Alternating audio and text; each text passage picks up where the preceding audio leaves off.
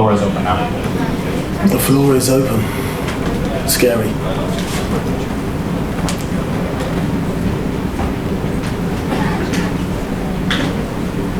Saul, how are you? I'm waiting, it's interesting. It's free for all.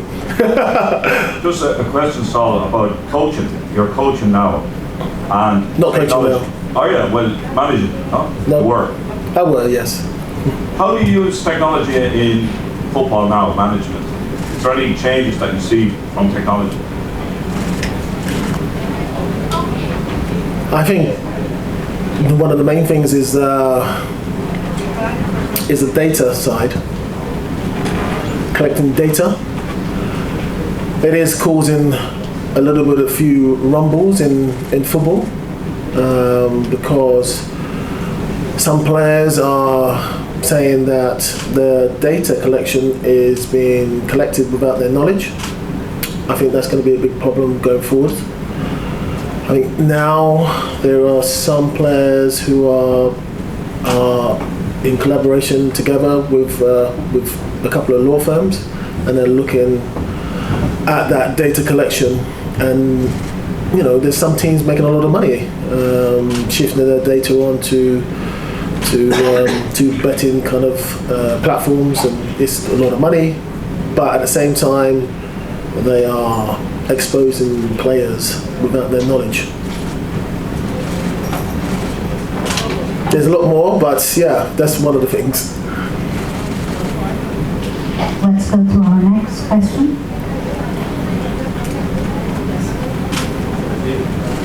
So you made yourself candidate for the mayor of London. What does London miss that you are not mayor right now? Wow, God, I've not heard that one for a long time. It's quite political, that was over 10 years ago now. I'm definitely have moved on, but I've always, I always loved London. I'm from London, I'm a London boy.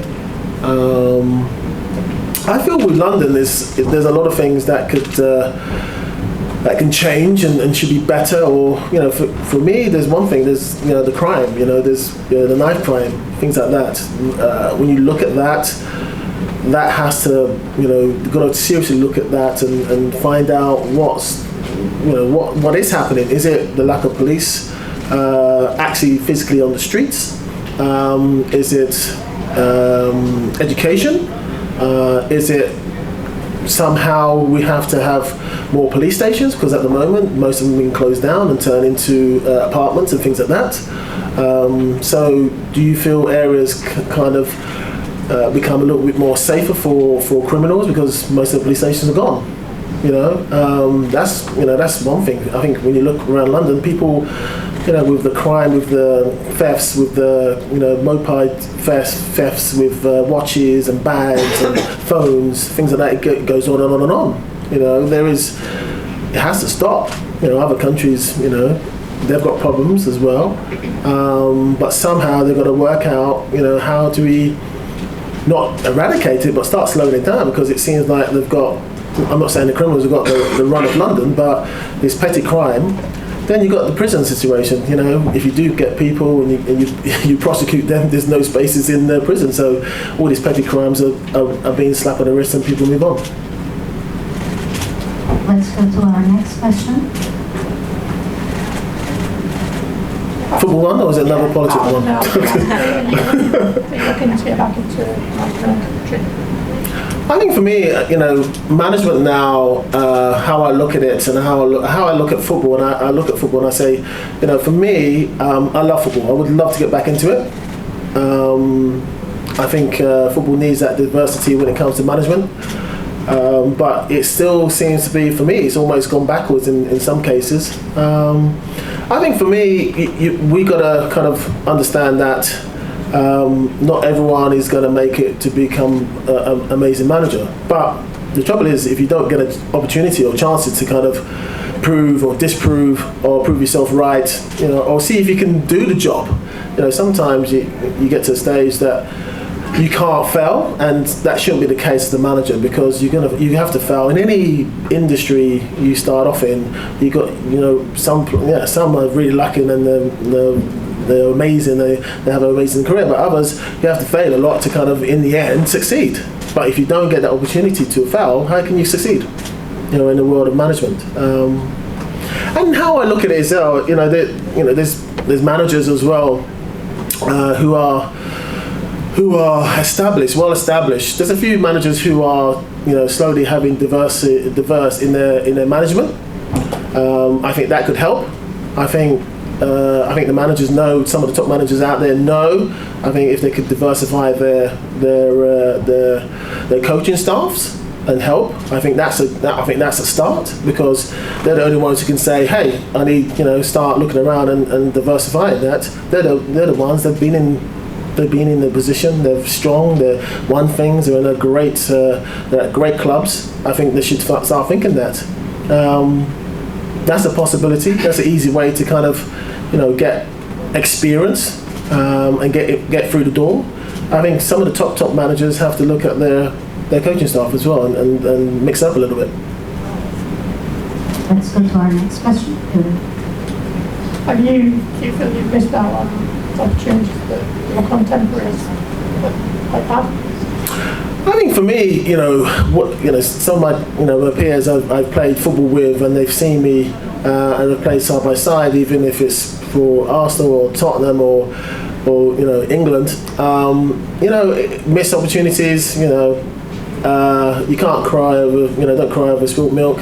But for me, it's all about giving you that opportunity to kind of fail. Yes, some of my peers have had jobs. Yes, some of them haven't worked out and then got new jobs, and there's always someone giving them a lifeline to say, oh, maybe one more time you're going to make it. And that's a nice attitude, a nice position to be in. Someone eventually will give you a chance at a top job. So for me, I'm not in that position. I love to be in that position, but let's I want to be just frank and be open that those situations are not coming to me. So you have to look at football in a different way. I love to be involved in football and get chances to fail, but that's not happening. So you got to look at football in a different way, and that's what I'm going to start doing. And I'm going to enter football in a different way, and hopefully it will work out, and I'll be happy and be able to help players on the way, but just in a different way in football. We still have a few more questions. Why is that different way than you talking about? Thank you for your time. My name is Vincent from the Netherlands. A question, you just talked about security in the streets of London. What about your vision about cybersecurity in sports, especially in football?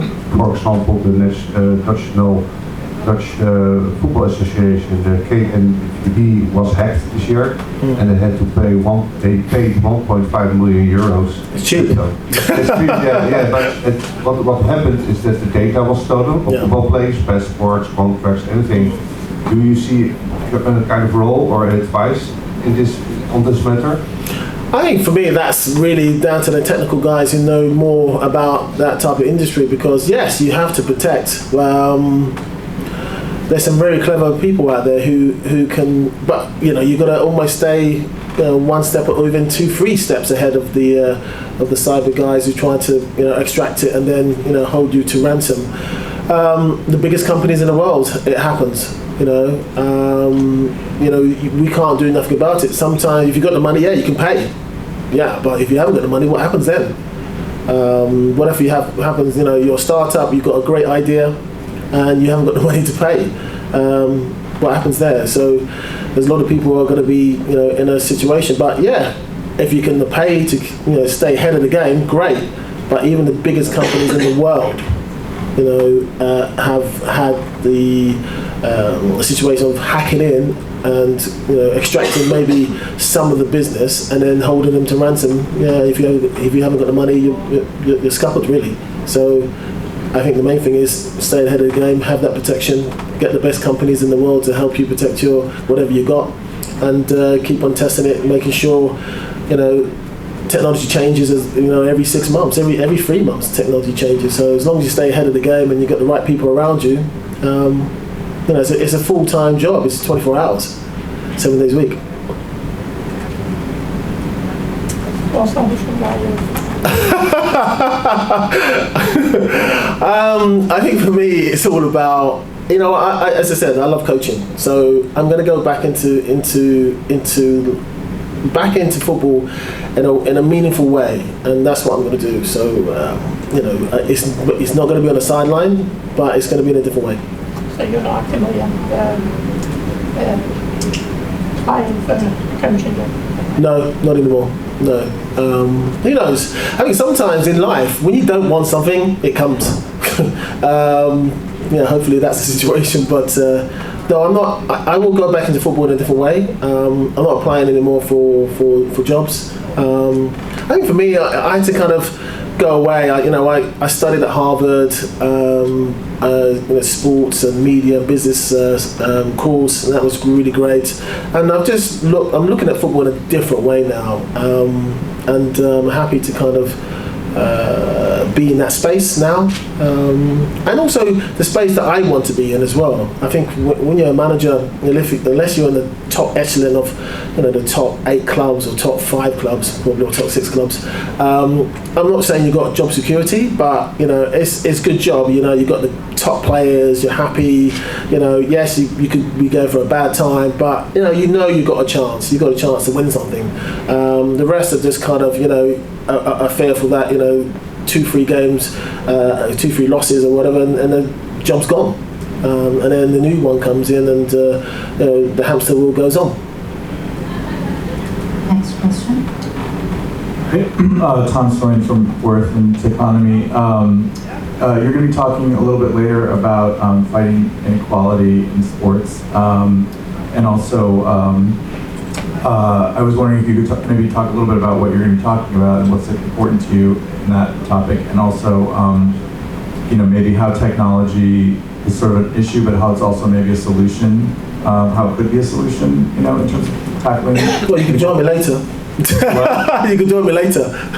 I can talk to you later. What? You can join me later. Oh, right. Okay, sure. Yeah. Okay. It's interesting because there are other athletes here too talking about how maybe pitching in to help with online bullying and stuff like that, and I think misinformation. There's some other footballers talking about getting online to help fight misinformation and stuff like that. Well, what's the role of athletes? I've just helped out. All that kind of stuff. I've just helped out my friend Gilberto, part of that, and Striver. So that's just launched today, which is a great concept. I'm helping. I don't know the ins and outs of it, but the main thing is for me, it's all about stripping out the abuse that players or athletes or anyone gets online. So it's a really good concept.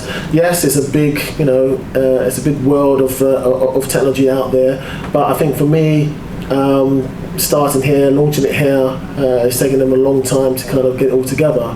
But I think once people get it and understand what we're trying to do, yes, you can say, everybody wants bad news, and that bad news makes money and things like that. But I think there is enough people out there now just want a sensible conversation online.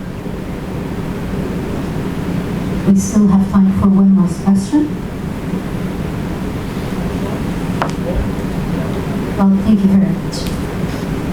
Thank you.